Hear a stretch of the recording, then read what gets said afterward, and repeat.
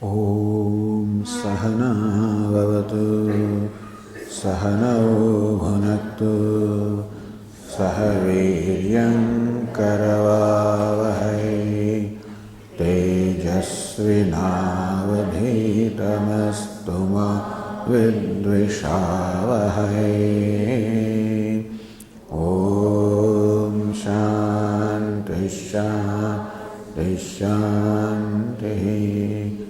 Om Purnamada Purnamidam Purnat Purnamudachyate Purnasya Purnamada Yapurnameva Vashishyate. Om Shanti Shanti Shanti. Shruti Smriti Purananam Alayam Karunalayam Namami Bhagavat Padam Shankaram Lokashankaram Shankaram Shankaracharyam Badarayanam Sutra Bhashya Krutau Vande Bhagavantau Punah Punah Ishvaro Gururatmeti Murti Bheda Vibhagine Vyomavad Vyapta Dehaya Dakshinamurtaye Namaha. Gukarastvandhakaro Vai Rukarastannivartakaha Andhakara nirodhitvad Gururityavidhiyate. Sadashiva Samarambham Shankaracharya Madhyamam Asmadacharya Paryantam Vande Guru Paramparam.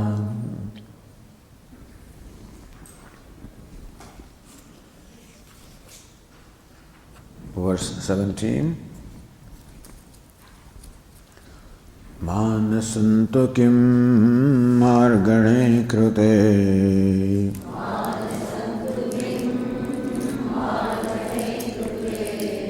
naiva manasam marga arjavat.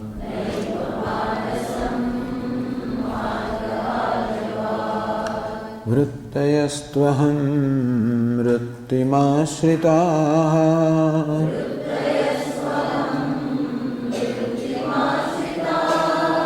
vrittayo mano vidyaham manah.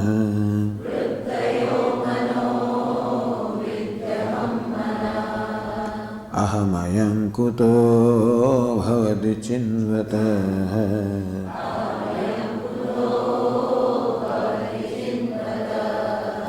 Aipatatyaham nija vicharanam.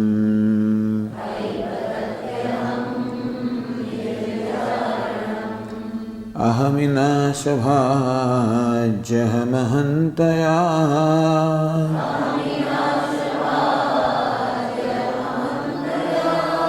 Spuratirutsvayam paramapurnasat.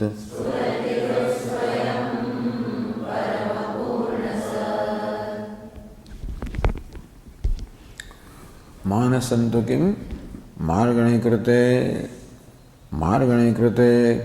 vimarshe krute. When vimarsha, when a vichara, inquiry or a deliberation is carried out as to manasantu kim, what is this mind? Naiva manasam, it is found that no such entity as mind remains as a result of investigating what the mind is. As long as it is not investigated, so long it remains a real entity. Just such as a rope snake. As long as you take it for granted that the snake is real, it remains as a real entity in your mind. Even though snake is not real, but for the person who does not know that, for that person it is real. And that even though it's notion, that notion creates the same effect as though it were a real snake.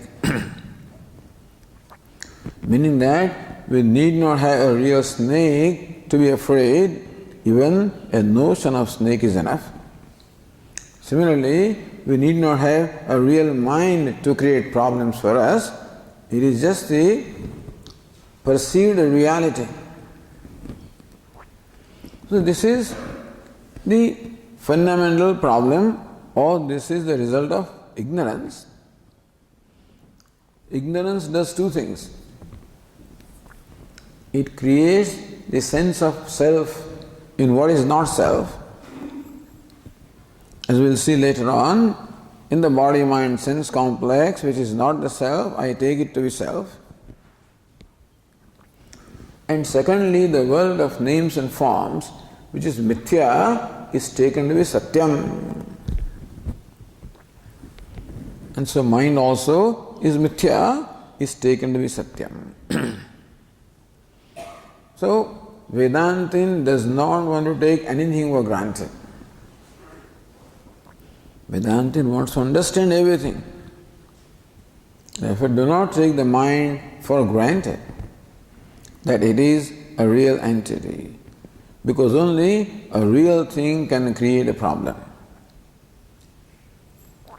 So, vrittayo mano, when the marganam, or when that inquiry, when that vichara, when that deliberation is carried out, naiva manasam, we find that just as you show a torchlight to the snake, how the snake disappears, there is no snake.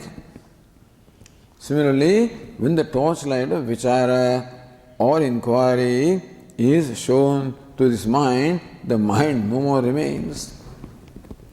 So this is the other method of manonasha. One method of manonasha was that mind is completely reduced to consciousness by the process of yoga. Manonasha means mind is completely reduced to consciousness. By slowly and slowly make the mind subtler and subtler and subtler and subtler. So with this dharana, dhyana, samadhi, the mind becomes finer and finer and finer and ultimately reduces to consciousness so that no more thought remains. What remains is consciousness, because mind is reduced to consciousness. Just as you break that pot and to fine powder so that all that remains is clay. That's one method of seeing the clay. That's the yoga method. Other method is to recognize that the pot is mithya and clay is real. That's the Vedantic method. In both the methods, the pot is, in the first case, pot is destroyed in a physical sense. In the second, the pot is destroyed in the sense that its reality is destroyed. And for all practical purposes, the pot does not remain when you see that it is mithya. So in the yogic practice, the mind is reduced to consciousness. Because it is consciousness that alone appears as mind, therefore it is possible, just as it is clay that alone appears as pot, it is possible to reduce the pot into clay. Similarly, it is consciousness alone that appears as mind, therefore it is possible to physically reduce the mind to consciousness.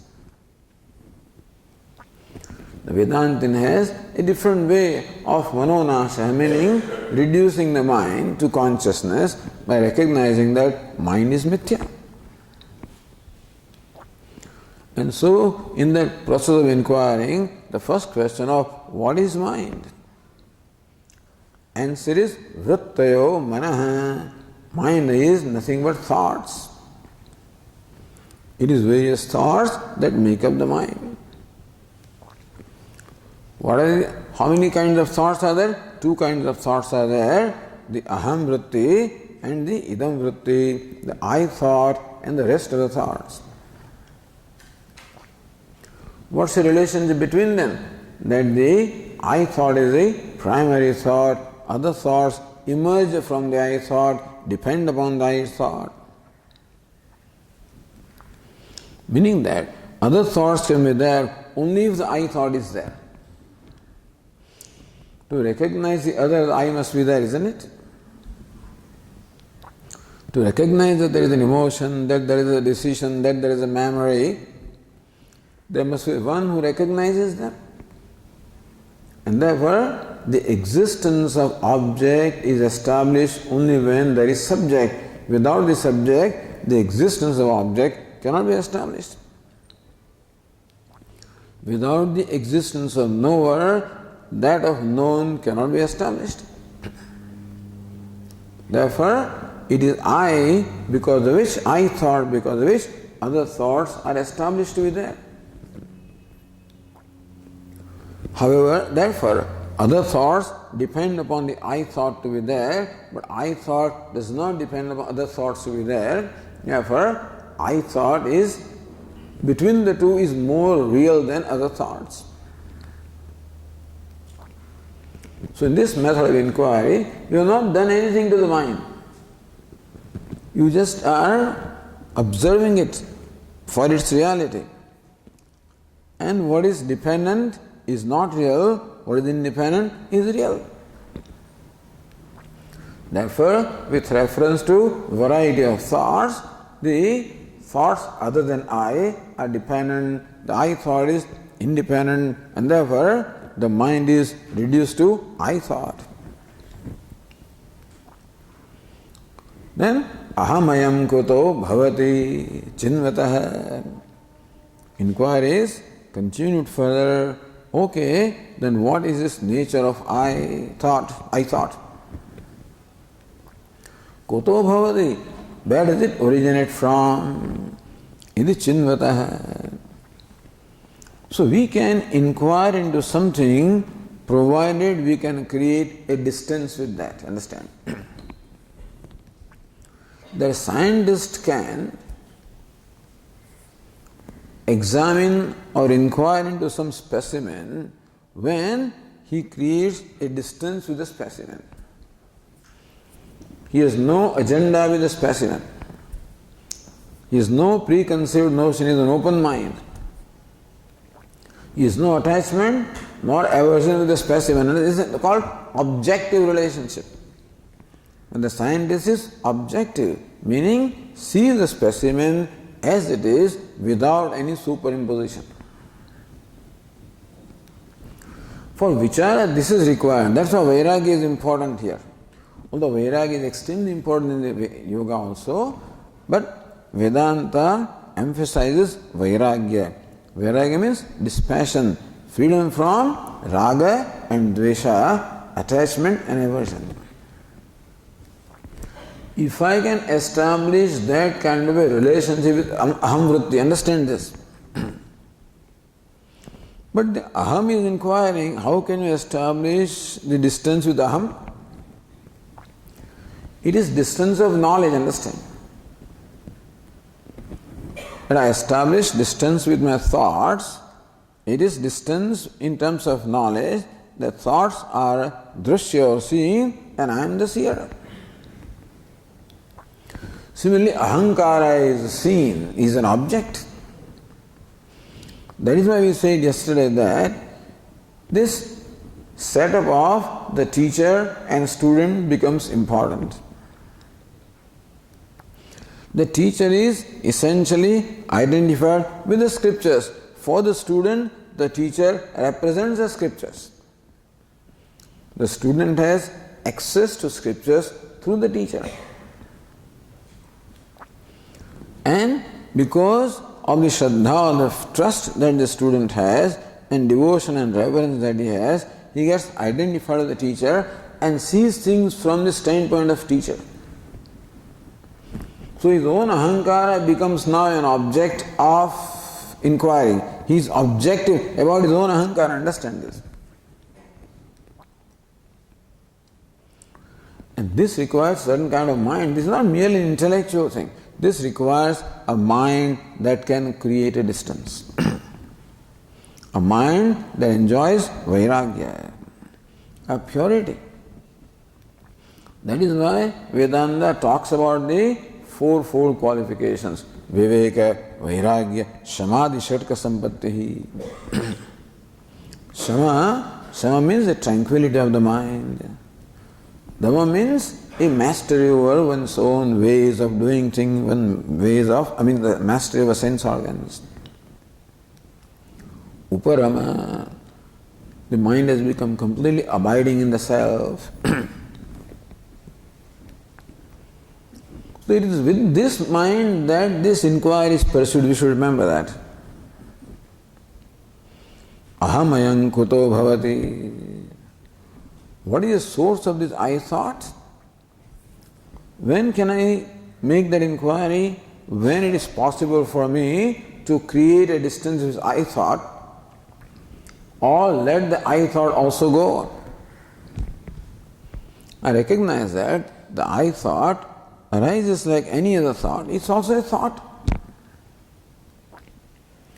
So there is always a gap between two thoughts, and that gap is silence or consciousness. Really, I am there between the two gaps. The thought comes and thought goes, the I remains. That I is consciousness, and there is consciousness before the I thought, there is consciousness after the I thought, there is consciousness during the I thought. Whereas the I thought is subject to coming and going and changing, the consciousness that illumines I thought is changeless. So you can say that the I thought emerges from consciousness. It is illumined by consciousness. It merges back into consciousness. And therefore, just as a pot emerges from clay, is sustained by the clay, it merges back into clay. Therefore, we can say that clay is the source of the pot. Similarly, consciousness is the source of the I thought, of any thought for that matter. So, kuto bhavati, what is the origin of that I thought? So now we have become extremely fine and subtle that we can now focus attention even on the consciousness. Now, that means becoming one with consciousness now. The I thought, the seer also is resolved. And what remains is just the content of that I thought of the seer.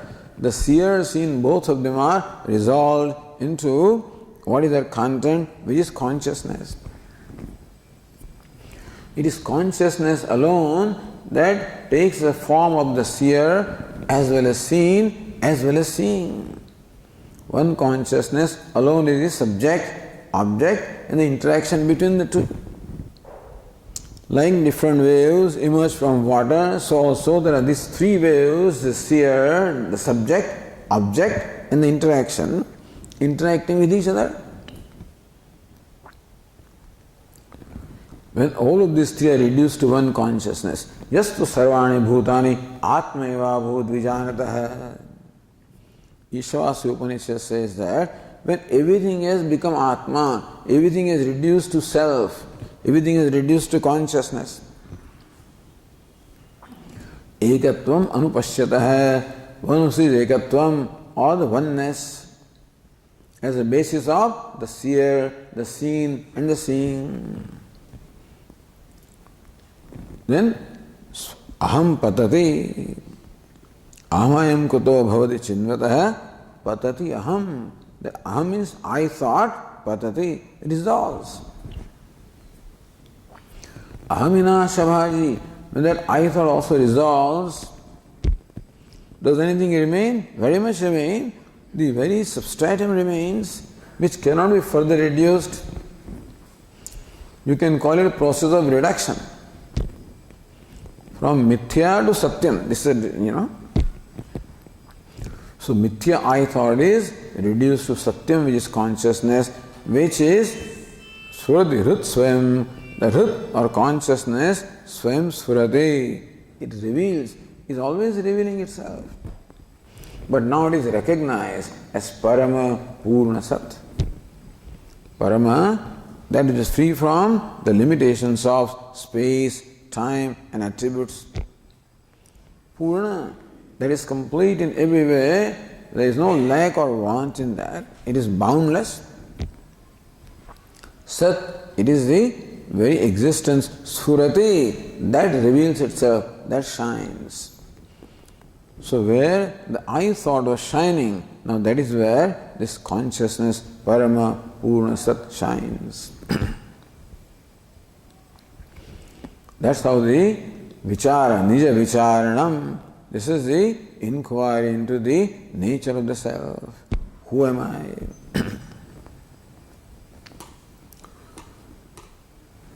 So, the last verse, verse 20 said, Ahaminashvaji, when the Aham gets destroyed, this is Manonasha. The mind is reduced to Aham. When Aham is not there, mind is not there. So this is another way of Manonasha. Sfurati Hrit Swayam Aham Taya. As Aham, the Hrit or consciousness shines. So when the Aham is destroyed, Aham shines. There are two Aham, One Aham is destroyed, Aham Vinasha Bhaji. When Aham is destroyed, Aham shines. So how many Aham are there? When I is destroyed, the I shines. How many I are there? So next verse clarifies that.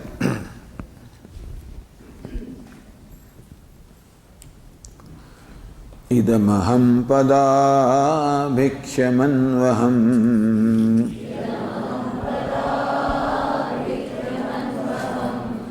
ahamilīnake pyalaya sattaya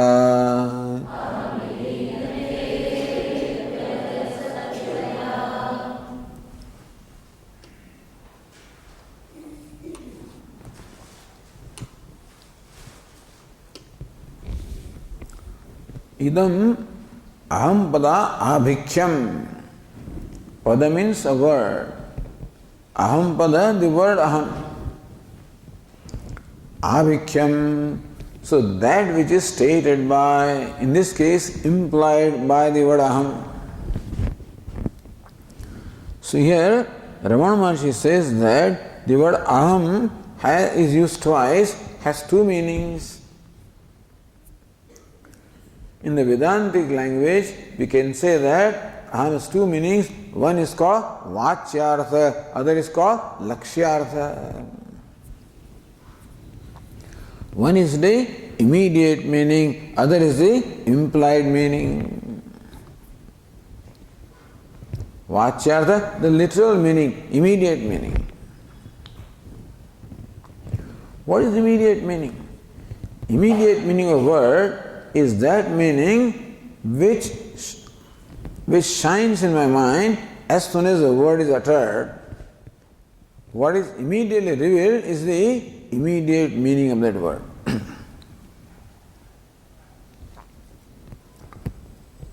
And when that immediate meaning does not fit in the context, then you go for a related meaning. Like our Swamiji gives an example. One man is telling the other man, look, the white horse is coming. They are both standing in balcony.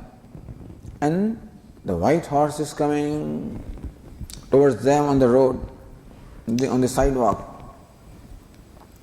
So the other man is looking for white. Where is the white horse? He sees only a man in white coming. The white horse is coming. Then the tube light, hey, white horse is the name of an alcohol. This man has too much of that white horse in him, and so he's walking like this. So the word white horse has now two meanings. An immediate meaning and an implied meaning. Immediate meaning is a white horse. But when that does not fit in that context because you do not see a white horse coming, you go for a related meaning, not arbitrary, a related meaning, which can explain the statement, the white horse is coming. The related meaning is the brandy or whatever is white horse. This is the called lakshyartha, vachyartha and lakshyartha. Immediate meaning and implied meaning. So the word aham has two meanings. When the word aham or I is used, what immediately flashes in my mind is the ego. What I think is I. What is ego? What I think I am. And because of ignorance, I habitually identify with the body, mind, sense complex, and therefore that is what I think, and that's called ahankara. Is a product of the identification of consciousness with this body, mind, sense complex. Just as because of the mutual identification of the iron and fire, a new entity, fireball, is born as though. Similarly, by the mutual identification of consciousness and this upadi, body, mind, sense complex, a new entity, namely ahankara, is born. Because the question is asked, who is this samsari? Who is suffering? Atma cannot suffer because it is ever free, is limitless. The body mind also does not say I am unhappy. So body mind sense complex with unintelligent also cannot feel a sense of bondage, etc. Then who is suffering? A third entity which is a product of this Atma and Anatma, which is elements of both Atma and Anatma. Just as the fireball has elements of both iron and fire, so ahankara, aham vritti has the elements of both consciousness and matter. Because of the matter aspect, it is changing. Because of the consciousness aspect, it is shining. And so, when the word I is used, the meaning that immediately flashes in my mind is the ego. So that is why ego is the vachyartha. Ahankara or aham vritti is vachyartha, the immediate meaning of the word I. But that I is already dropped, that I is already reduced, and another I shines. What is that I? That is the implied meaning. Because ahankara does not deserve to be called I really. As long as I do not inquire into this ahankara, so long it claims. It's an imposter and claims to be the self. But when I subject it to scrutiny, then I realize that it's not qualified to claim a self. And therefore, what is qualified, what can be the true meaning of I? Not what I think, what it should be, is something that is abiding. Ahankara is not there even in deep sleep state, understand? The truth must always persist. It should be independent of time, space and situation, then alone it can be called truth. Ahankara depends upon waking state or dream state. Ahankara does not exist in the deep sleep state, meaning that ahankara or I thought is not a persistent entity. Therefore, it does not qualify to be called self.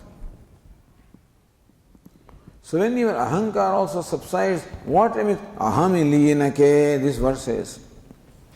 Ahami is the seventh case of the word aham. Now aham is used as a word. Ahami liyenake. then again sati sapti, when the aham or aham vritti also subsides, merges, everything can merge into its own source, or it can merge into its material cause, just as a pot merges into clay, so also the I thought merges into the substance of which it is made, which is consciousness. So ahami liyana ke, when the I thought has, liyana means has merged, does anything remain? Alaya sattaya.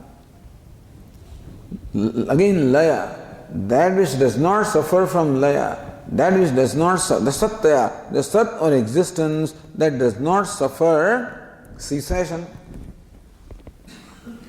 The I thought is ceased to be.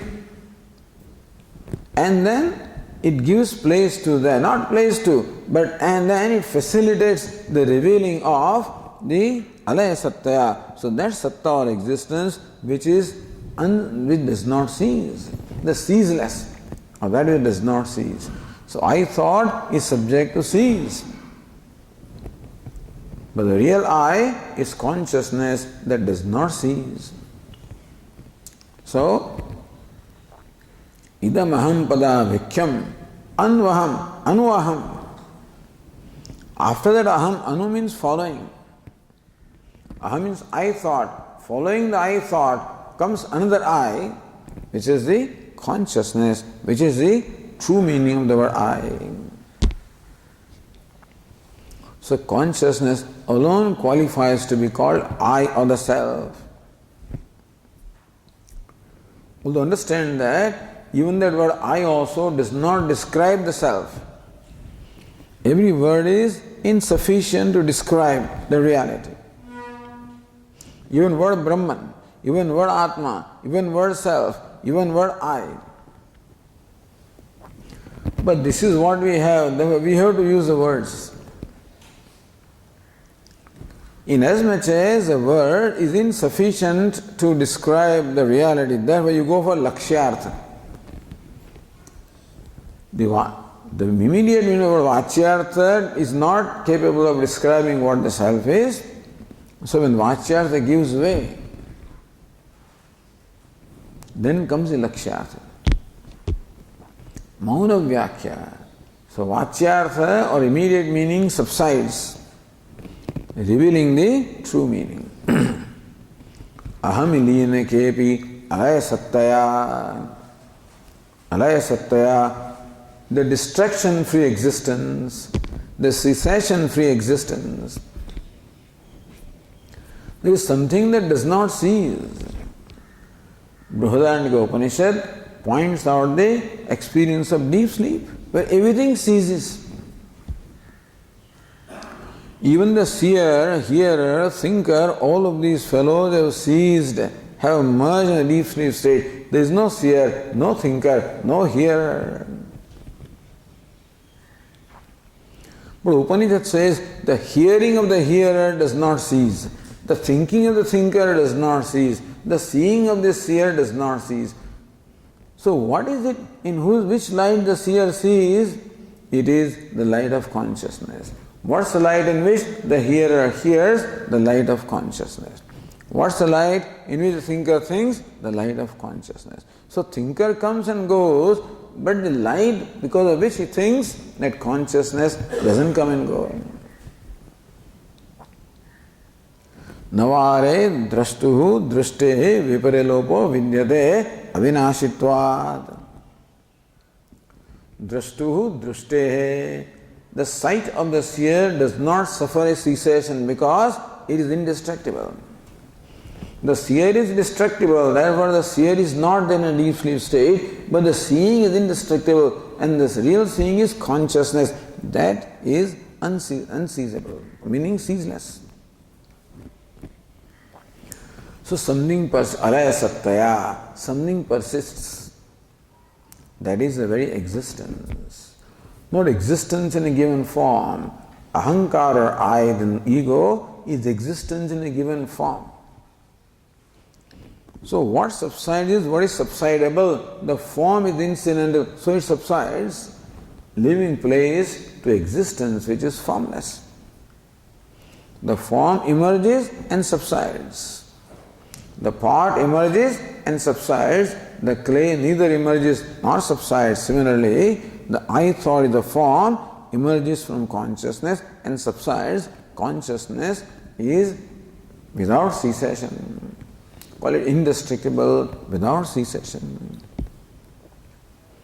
There is idam. This is the implied meaning of the word aham or I.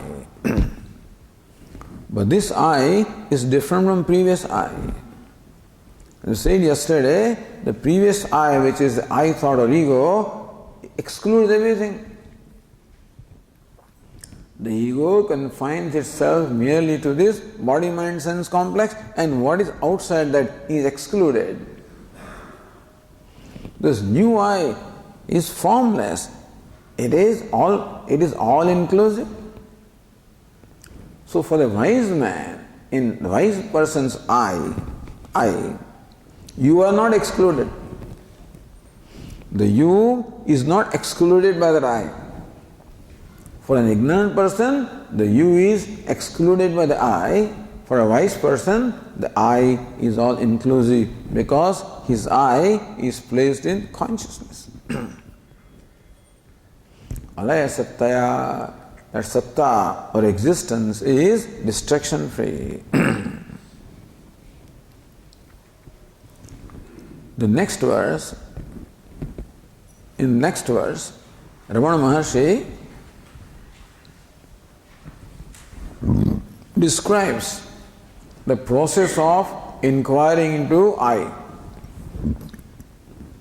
When Ramana Maharsi says that Nija Vicharanam, an inquiry or deliberation upon the self, how do you perform that deliberation? Who am I? How do you perform the deliberation of who am I? In the verse 22, Ramana Maharsi describes that. So let us read that verse. Vigrahendriya pranadhitama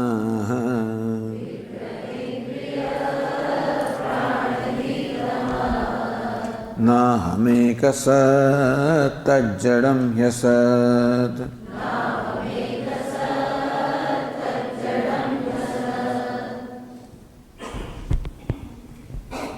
Vigraha, Indriya, Prana, Dhi, Tamaha, Naham. Same as in Nirvana Shatkam, Mano Buddhya Hankara Chittani Naham.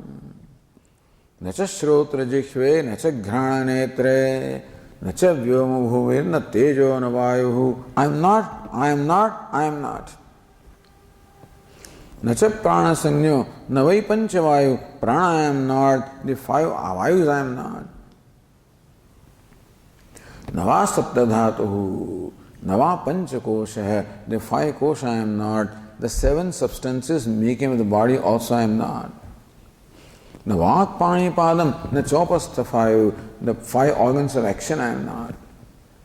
Name dvesha rago, name lobha moho, the raga and dvesha are not me. Are not mine. Neither I am raga dvesha nor they are mine. Lobha and moha, the greed and delusion are not mine.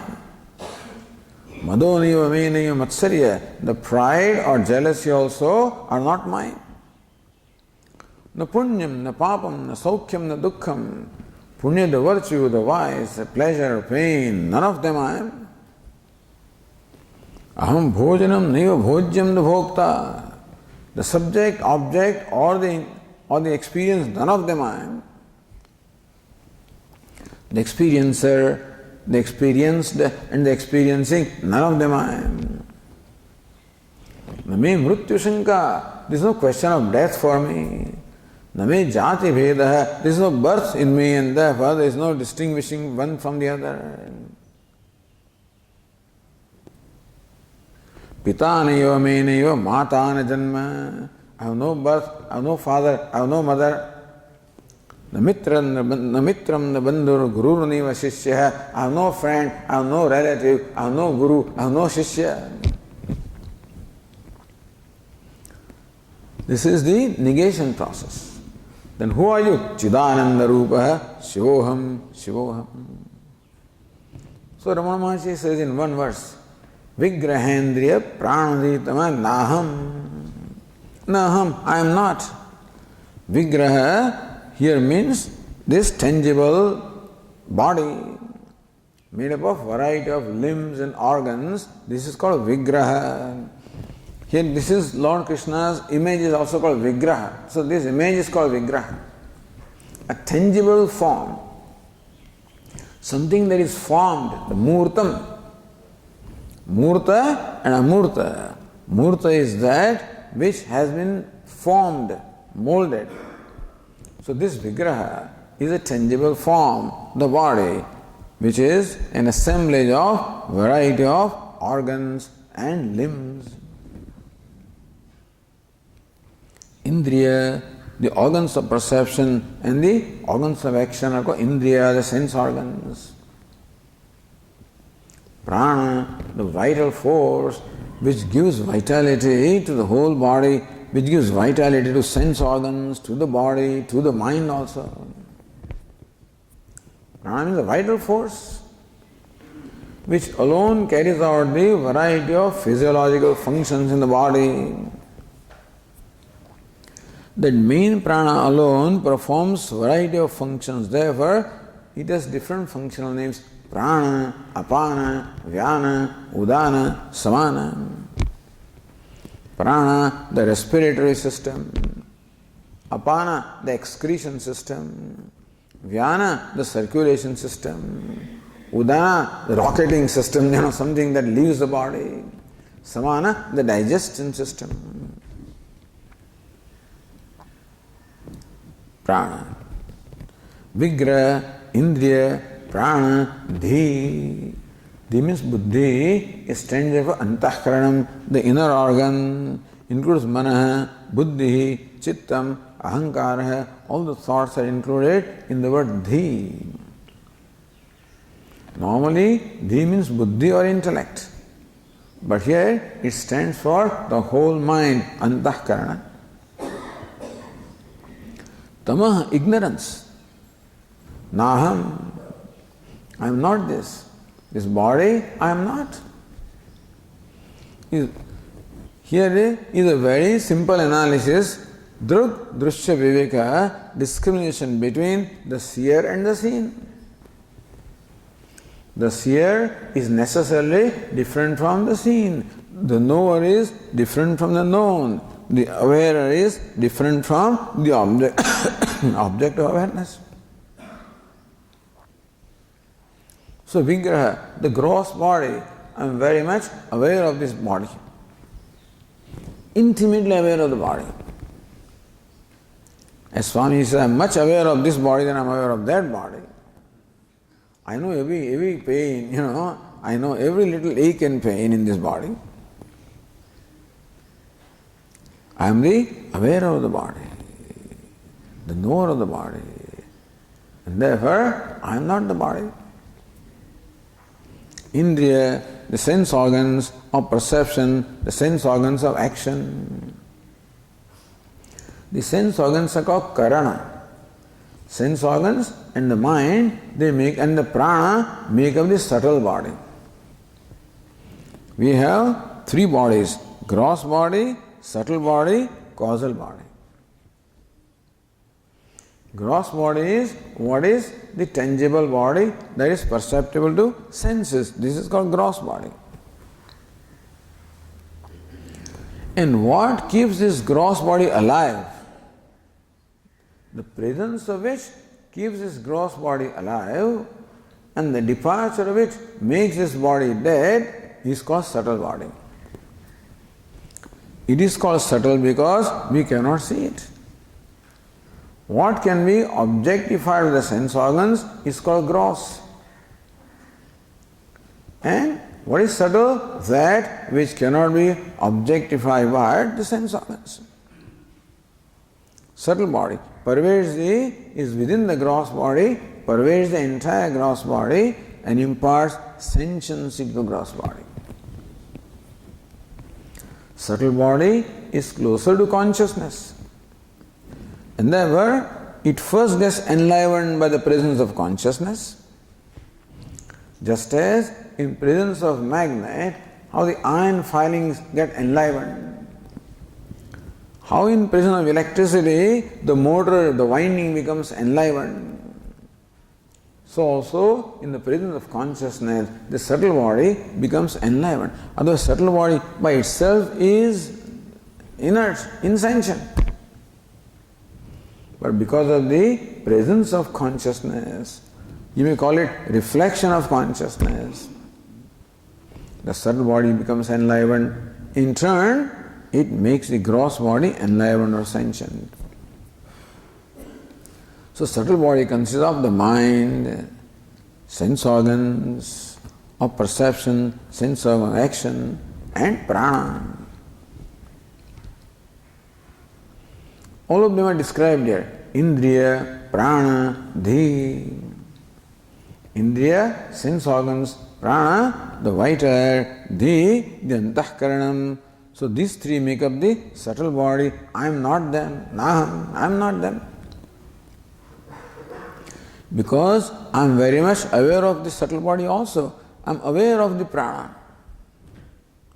I am aware of my mind. I am aware of sense organs, of course. How do you say you are aware of sense organs? Because I am aware of the state of my sense organs. I know that I can't hear well. That means that I am aware of the faculty of hearing. I can't see well. People read, Swamiji, oh, this is number 15. Where do you see that? Oh, he sees it there. I don't see anything. Don't see well. But I know that I don't see well. Not seeing well is a state of is the condition of the eyes, but I am aware of that. That means I am aware of the eyes. Andyam, mandyam, patutvam cha. The sense organs can have three conditions. Andyam, they do not function at all. Mandyam, they see or appreciate gross things. Patutvam, they appreciate everything, they are very sharp. So when I see big forms, I can see, Swamiji, that you are there, but I can't actually make out who you are. That is mandyam, that is the mandata. That is how the sense organs, eyes have become dull. So blindness, dullness and sharpness. These are three states of sense organs. I am aware of them. That means I am aware of sense organs. I am aware of mind, of course. I am aware of various thoughts. The mind is sometimes looked upon as four faculties, sometimes two faculties, manaha and buddhi. The emotions I know, the thoughts I know, the decisions I know. I am different from what I know. I am different from the object of knowledge. Tamaha is the ignorance, is called the causal body. Gross body, subtle body and causal body. Because it is the cause of the other two bodies. Because of ignorance, there is a sense of inadequacy. Because of that, there is a desire to become adequate. To fulfill the desire, I need a mind. To house the mind, I need a body.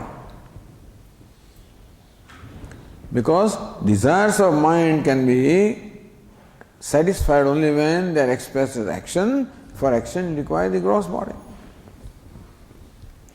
So, need for the gross body and the subtle body is there because of ignorance. Therefore, ignorance is the cause for the gross and subtle body. Therefore, ignorance is called causal body.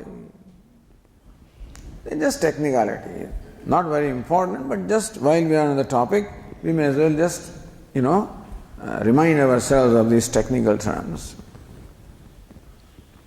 Naham, Ramana says, I am not. So we use the method of the knower and known. But Ramana Maharsi uses a different method. On what basis do you say that you are not the body, not the prana, not the sense organs, not the mind? On what basis do you say that? Aham ek asat, tat jadam asat. The self is distinguished from the non-self here as ekam. What is self? Is ek asat. I am one existence. Sat means existence. I am ekam. I am one and existence. How many existences is there? I am. That means I exist. You are. You exist. Table is. Table exists. Flower is. Flower exists. So how many existences is there? Every name and form exists. Are there as many existences as names and form? Answer is no. Eka. It is one existence that informs all of them. It is one existence that shines in all names and forms. The table is different from a chair, that's different from a flower, but the existence that the table displays is the same as the existence that the chair displays, same as the existence that the flower displays. Just as the names and forms of ornaments are many, but they all display the same gold. One gold alone comes in the form of variety of ornaments, names and forms. Similarly, one existence alone comes in the form of the variety of objects, variety of names and forms. The objects are many, but the Sat, the existence is one. Who am I? I am Sat. What is my nature? I am is my nature. I am simply is this much only. What? I am, that's all. Anything added on to that is all due to ignorance and identification. When I am a man, then man doesn't belong to I. So there is already lumping together of self and non-self. So normally we lump, when I use the word I, normally, this Vigraha, Indriya, Prana, Dhitam, all of them are lumped together. Our Swami used to give an example that this little girl, normally she goes from one room to the other, she takes with her her doll, one piece of cloth which she holds on to. She has a lot of things she takes. When she goes to her grandfather's home, then or grandmother, then also take all these things go with her. Similarly, along with I, all these fellows also go. The body, sense organ, mind, intellect, all of these things also go along with I. So normally when I use the word I, all these things are also included. Therefore, I becomes as limited as those things. It feels as limited as those things. Because the limitations belonging to them are superimposed upon the I, and therefore I conclude that the I is as limited as this paraphernalia.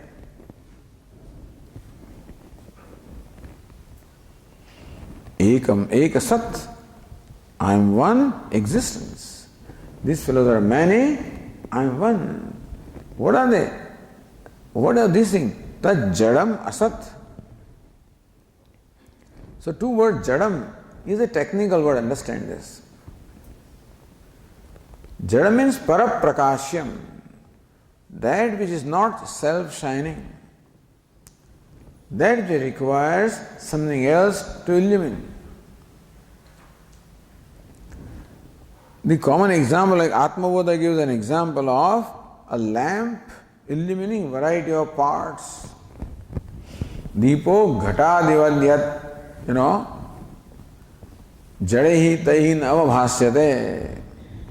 It is lamp that illuminates the pots and pans, But lamp cannot be illumined by pots.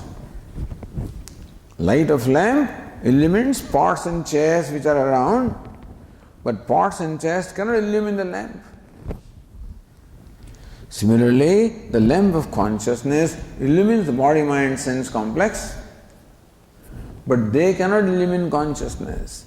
Consciousness is illuminator. The body-mind sense complex is illumined. So body cannot reveal itself unless it is illumined by consciousness.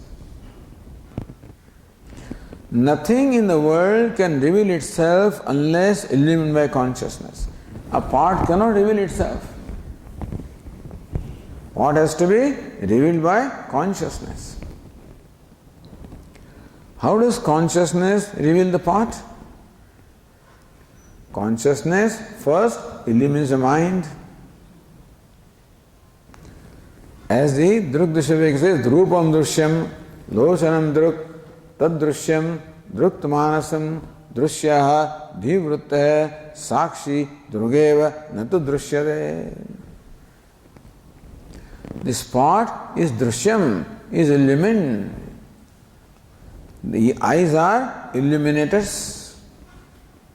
So pot shines in the light of the eyes. You got eyes to illumine the pot. If the eyes are closed, the pot cannot reveal itself to you.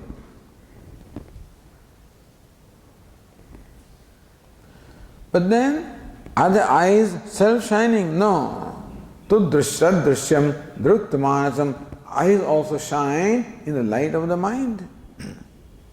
If the mind is absent, eyes do not see. Hey, did you see me the other day? I'm sorry, my attention was elsewhere. Did you hear me? I'm sorry, my attention was elsewhere. So when we are not attentive, then even though something may be in front, we don't see. Like as a child, I could not see my shirt right in front. Mom, where is my shirt? Right there in that cupboard, in the right corner, above this shelf. She would locate that. And I don't find it. Then she will come and carry my. So right here it is, because my mind is elsewhere, a distracted mind. So you don't see what is in front of you. Which means that you require the mind for the sense organs to function. So it is said the mind illumines the sense organs. Eyes illumine the object such as pot, but eyes themselves are illumined by the mind. But mind also is made of matter, subtle matter. The pot is made up of 5 elements, gross in their gross state. The mind is created from the same 5 elements in their subtle state. So as far as we are concerned, mind also is matter. Even though psychology causes consciousness and states of consciousness, but as far as we are concerned, mind is inert. And what illumines the mind? The consciousness, the sakshi, the witness illumines the mind. So witness first illumines the mind. The mind in turn illumines the sense organ, and sense organ in turn illumines the object. So ultimately, what illumines the object? The consciousness. The sun illumines the moon. The moon illumines the water in the bucket. And that reflected moon illumines the room around. You see? Here's the dark room which you have placed, one bucket full of water. There is one aperture in that room through which the ray of the moonlight is coming in and falling in that water. So water becomes lighted up, and that water can illumine the room around itself. So room is illumined by the water. The water is illumined by the moon. The moon is illumined by the sun. So ultimately sun illumines everything.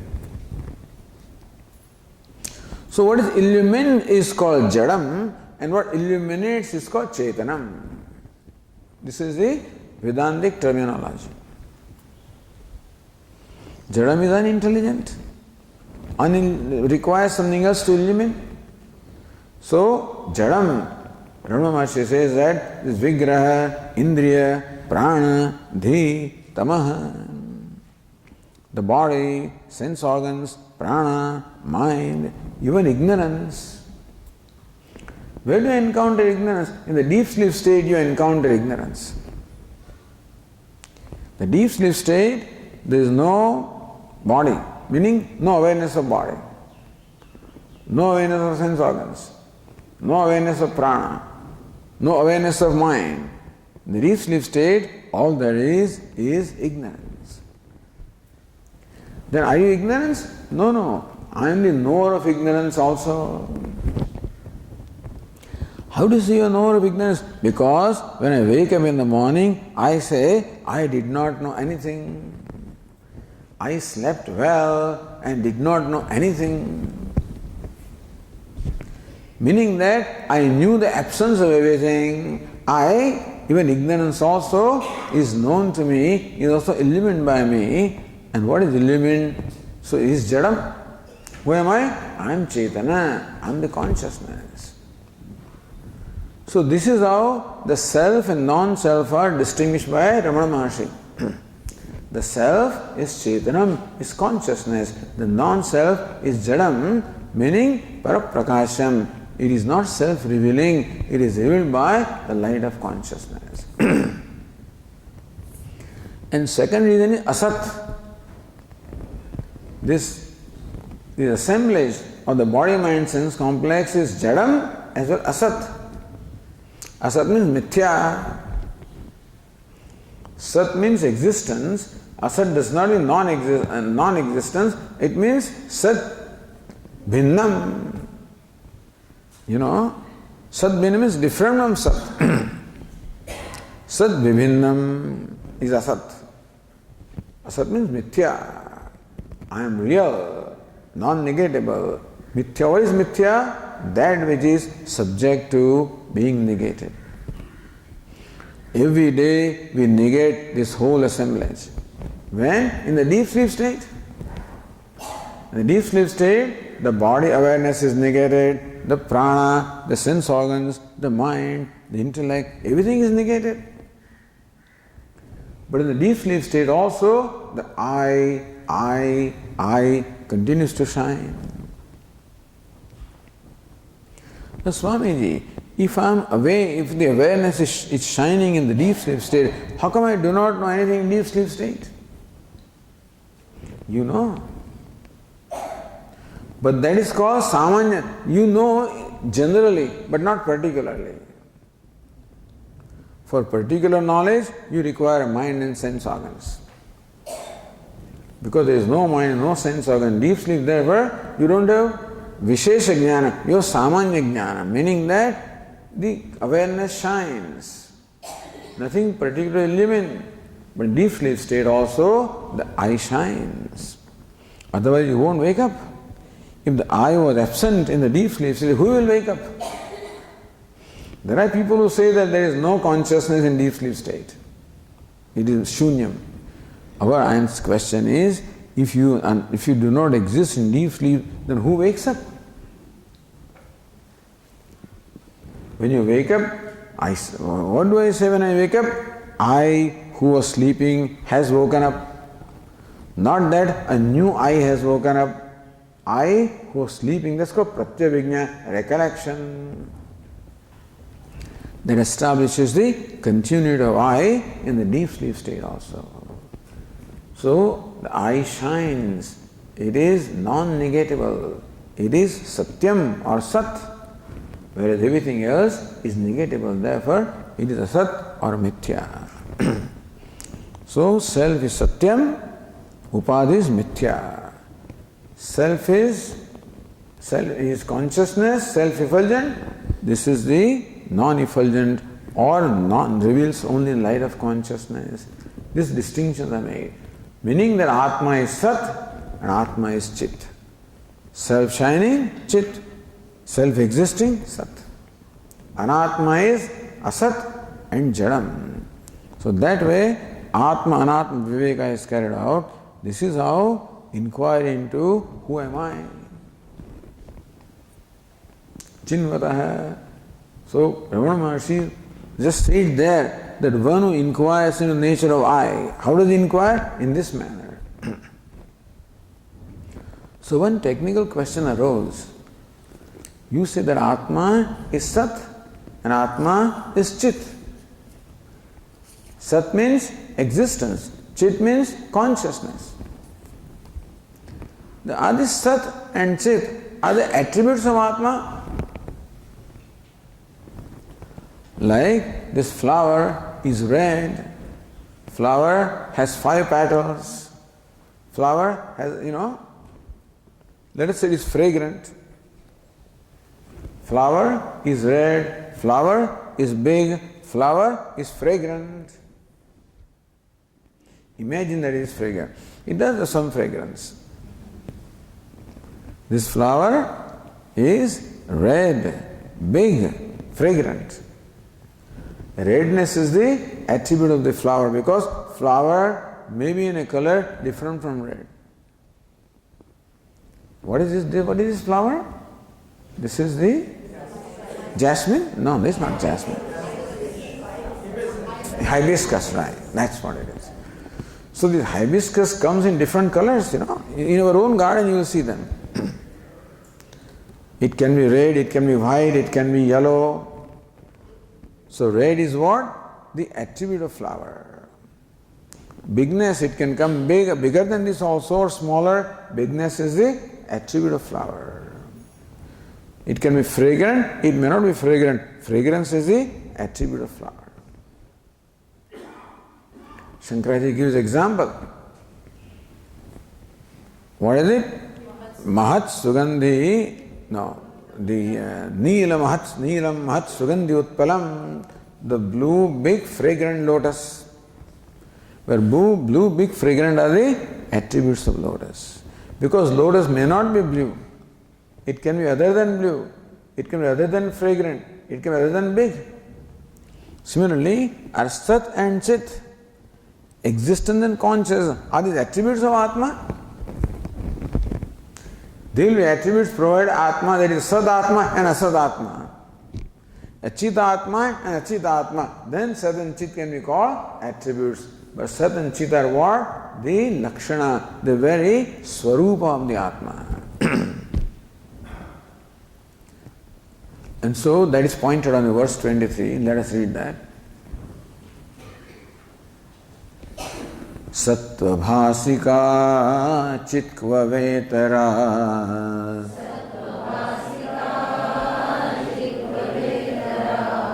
sattaya hi chit chittaya hyaham.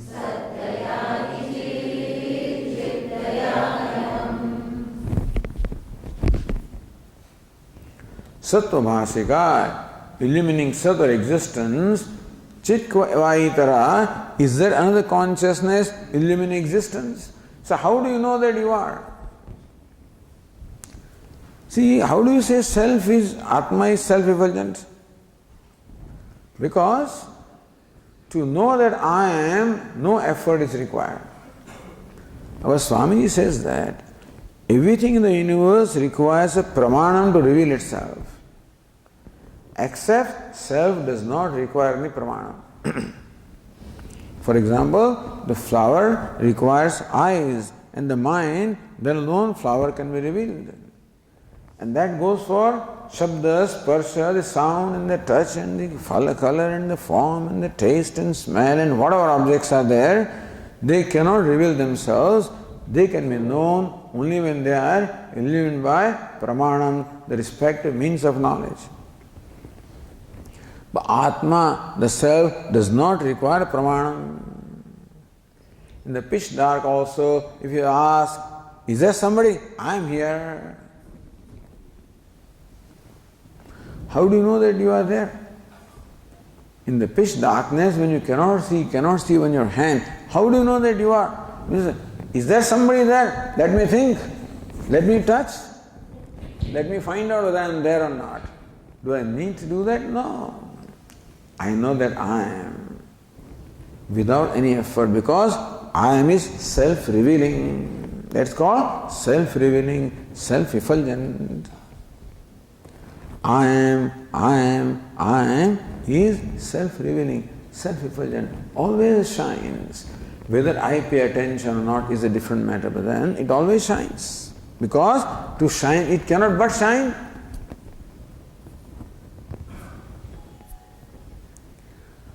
So question is, how about existence? If consciousness illumines existence, then is there another consciousness illumining that consciousness? Sattva bhasika, illumining sat or existence, chitpava itara, is there another consciousness? That other consciousness is or is not, that other consciousness also is, that means it exists, then to illumine that you require another consciousness. If consciousness requires another consciousness to illumine, that second consciousness also will require another consciousness to illumine, that leads to infinite regression. Therefore the answer is that consciousness is self-effulgent, existence is self-existence. Existence is self-effulgent. Consciousness is self-existing. Sat is Chit and Chit is Sat. And that is Aham Atma. Satyaya hi Chit, Chittaya hi Aham. The Sat alone is Chit and Chit alone is I. Sat means existence, alone is consciousness, and consciousness is I. I is, either you can use the word Sat or Chit or I. All of them have the same, in any other words, Nitya, Shuddha, Buddha, Mukta, any word that you use for the self, all of them, they are not attributes of self, they are the Swarupa, the very true nature of the self. So what is Nitya is also Shuddha. What is Shuddha is Buddha. What is Buddha is Mukta. Or Upanishad says, Satyam Jnanam Anantam Brahma. Brahman is Satyam, truth, Jnanam, knowledge, Anantam, infinite. So what is Satyam is Jnanam. What is Jnanam is Anantam. And that is Brahma. Similarly, Satchit Ananda, Atma is said to be Satchit Ananda. Sat is Chit. Chit is Sat. Sat is Ananda. Ananda is Sat, and that is Atma. So there is no other consciousness illumining existence. There is no other consciousness illumining this consciousness. Consciousness is self-effulgent. Existence is also self-effulgent. Consciousness is self-existing, and that is the self. So this is how the inquiry into the nature of the self has been carried out in these verses. Okay.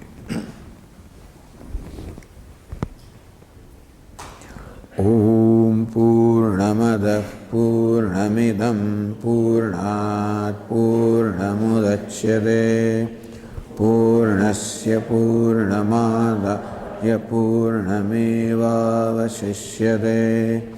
Om Shanti Shanti Shanti.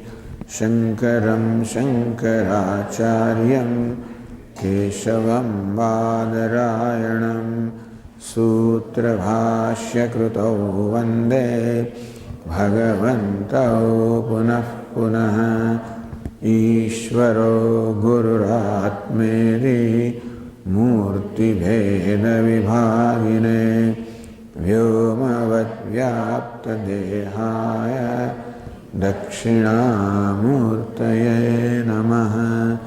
Om Shanti Shanti Shanti. Hari Om. Shri Gurubhyo Namaha. Hari Om.